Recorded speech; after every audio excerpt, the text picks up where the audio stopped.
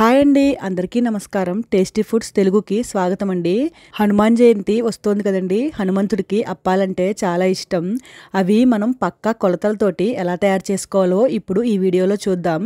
మనం 1 కప్పు బియ్యం పిండి తీసుకుంటే 1/2 కప్పు గోధుమ పిండి కానీ మైదా పిండి కానీ తీసుకోవచ్చండి. మేము ఇక్కడ గోధుమ పిండి తీసుకున్నాము. పూర్తిగా బియ్యం పిండితో కూడా చేసుకోవచ్చు, కానీ కాస్త మెత్తదనం కావాలి అనుకుంటే మనం గోధుమ పిండితో వేసుకుంటే బాగా వస్తాయండి.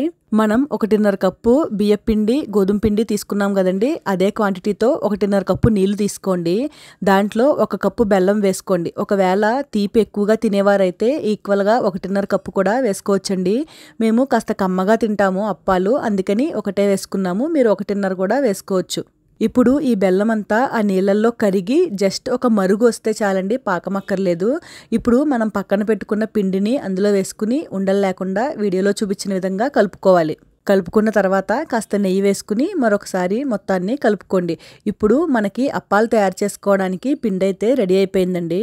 ఇప్పుడు చేతికి కాస్త నెయ్యి రాసుకుని పిండిని మనం అప్పాల్లాగా ఒత్తుకోవాలన్నమాట. వీడియోలో చూపించిన విధంగా ఆ షేప్లో మీరు అప్పాలని తయారు చేసి పెట్టుకోవాలి.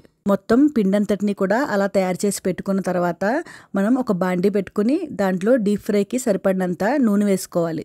స్టవ్ని కాస్త సిమ్లో పెట్టుకుని మనం తయారు చేసి పక్కన పెట్టుకున్న అప్పాలని అందులో వేసుకోవాలండి.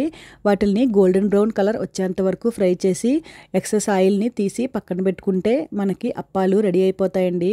ఇవి చాలా టేస్ట్గా ఉంటాయి. మీరు కూడా ఈ కొలతల్ని ఫాలో అయ్యి చేసుకుని చూడండి, చాలా టేస్ట్గా వస్తాయండి. ఈ హనుమత్ జయంతికి ఈ అప్పాలని ఈ కొలతలతో ట్రై చేసి చూడండి. వీడియో కనుక మీకు నచ్చినట్లయితే ఛానల్ని సపోర్ట్ చేయండి, సబ్స్క్రైబ్ చేసుకోండి, ఒక లైక్ చేసి మమ్మల్ని సపోర్ట్ చేయండి.